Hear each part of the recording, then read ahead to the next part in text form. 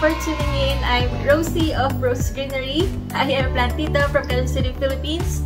Welcome to my channel. Say hi, Pepper! Hi! Ito po ang makulit na aming baby, si Pepper. For today's episode, I just wanted to share with you how I clean and maintain my plants up in our shaded roof deck, my roof deck garden. If you have been long enough on my channel, you'll know that I keep most of my plants up in our shaded roof deck.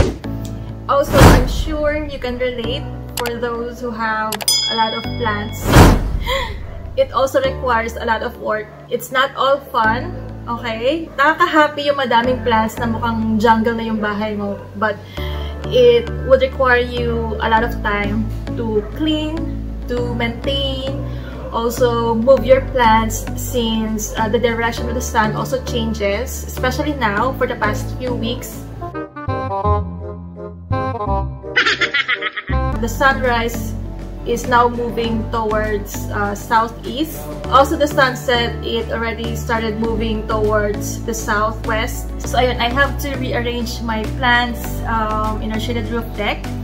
I'm gonna share with you how I do it and also give you a quick tour of the current plants I have up there. So, ayan, join me! Pepper, help mo ako mag-ayos ng plants dito. Ha? Help ako? Uy! Okay, look naman yung current situation. Punong-puno na ako ng plants dito. So, ayan. Yung mga ito, galing yan sa garahe, sa garage namin sa baba. And I had to move them here kasi naaarawan na sila doon paghapon. So I need to fix my plants and rearrange them in a way na makakalakad ako dito sa gitna para madiligan ko sila. So that's for today's episode.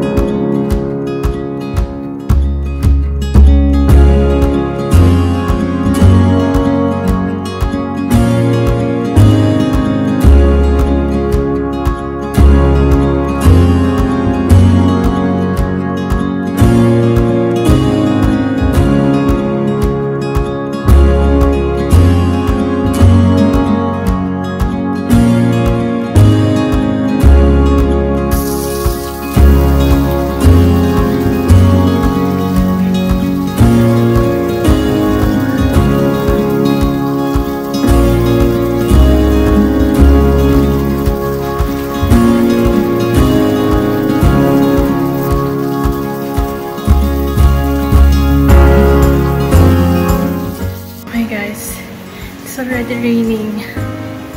Medyo nabasa pa yung camera ko. Buti nahabol ko. Kasi bumaba ako sandali. Ayan. So, makaka-shower sila. Okay lang. Still a happy day even if it's raining. Happy day for my plants.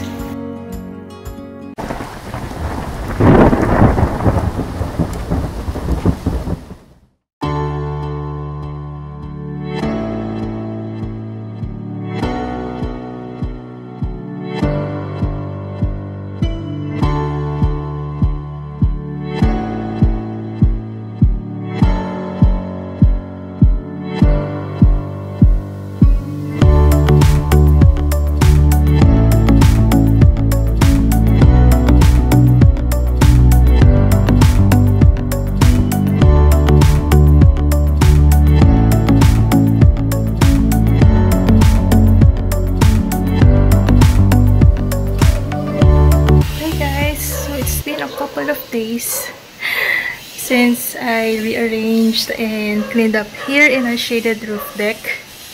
I wasn't able to record the whole process of how I rearranged the plants kasi gidabi na ako. It was too dark for the camera. So yesterday then, it was raining so hard kaya hindi na ako nakapag-record din. So yeah. Look at this one. Nag-unfurl na siya. Nung nililinis ko siya, nung kaninang video, wala pa siya. Pero since after 2 days na, ayan na, lumabas na siya. So on this side, I grouped together the philodendrons and also the alocasias. So, ang ginawa ko dito, siniksik ko lang lahat ng mga heart-shaped leaves dito. I used to have the Gloriosum here, pero ang ginawa ko, dinagdag ko na yung Alocasia cucullata kasi sayang yung space. And then my Alocasia sabrina or tigrina, I'm not sure. Pero look at this one. She has a new leaf given to me by Just Myra. My Philodendron Gloriosum. Look. 12 leaves. So, super happy lang siya dyan. And then this one, this is the biggest leaf she has. Look. Wow. I super love her. And then I have those 3 containers with water and pebbles for added humidity. My lush philodendron burn marks. I have another philodendron here. Philodendron hybrid sunlight. Forever loving Anthurium crystallinum. Ito, nilagyan ko ng dethane last time. Kaya may mancha pa siya. My super survivor. Thigh constellation. Look, she just unfurled a new leaf. In here, this heart-shaped caladium with the pink color. My Alocasia green shield. And then on this side, I have the climbers. I have the Subastatum, Philodendron Subastatum, Syngonium, and then my Adansonii. These are new leaves actually. I propagated this few weeks ago. Look. Ayan, kinat ko siya. And then, ito yun, yung kinat ko. So, rooted na rin sila. By the way, Pepper, say hi. And then another climber, my Philodendron Ceylon Gold. My struggling ZZ plant.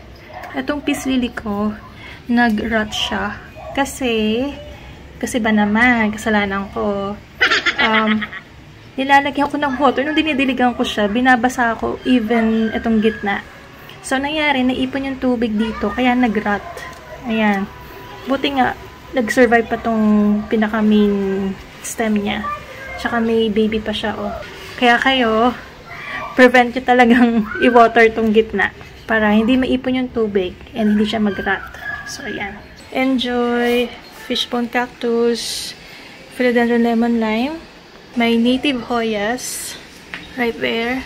Just 50 pesos from QC Circle. Bird's nest fern. And then down here, Tibatib or Epipremnum pinnatum.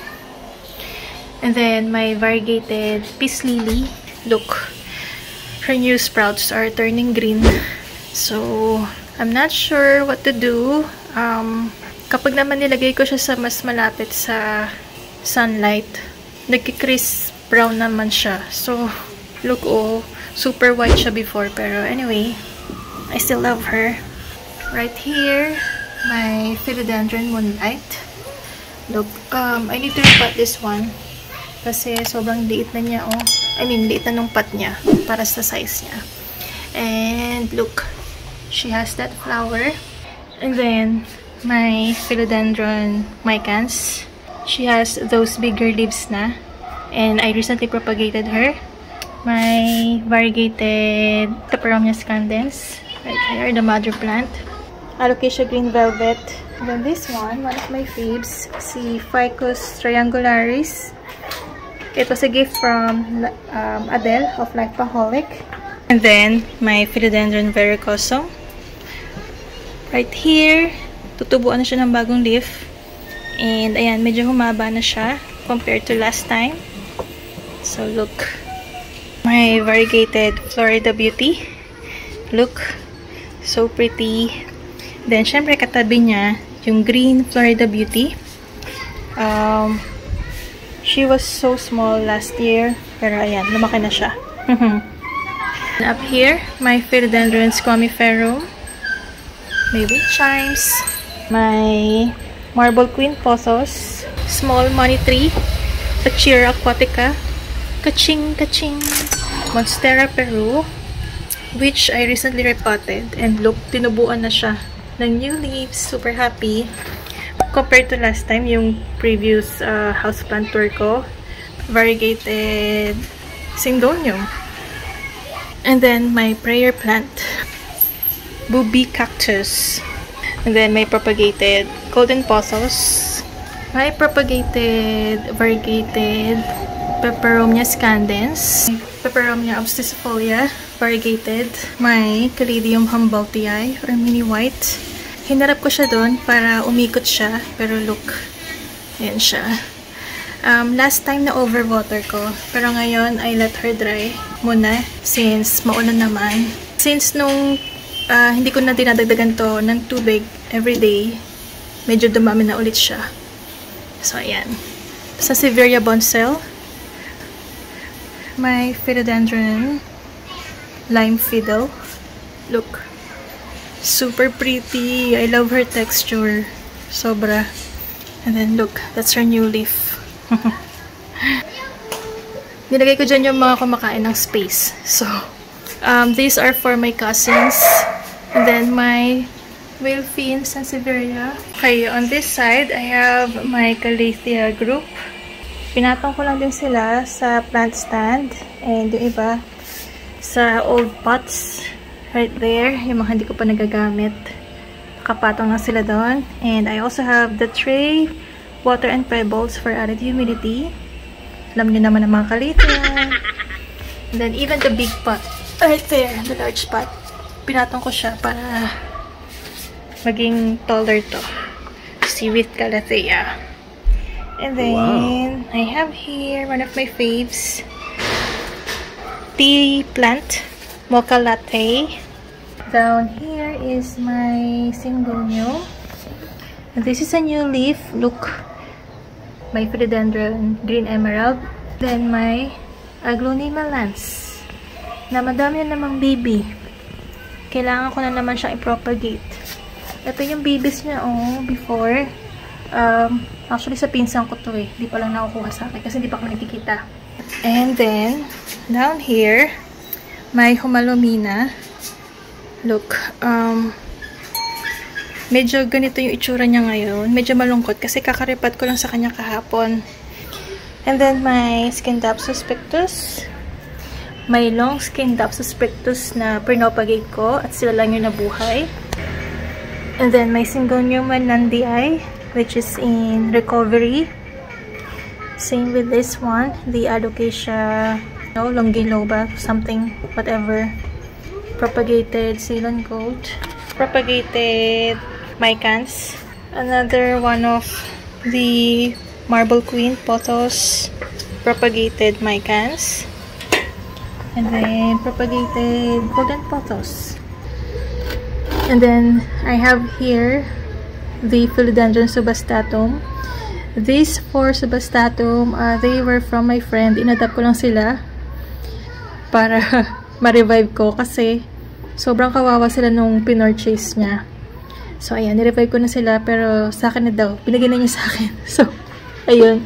I might give this away for giveaway. Yeah. In case we reach 20,000 soon. Wow. And then my struggling Philodendron Cellum. I need to repot them. Kasi look, oh, sobrang kawawa na nasa floor na yung leaves nila. At saka ito, sobrang liit na nung pot nila para sa kanila.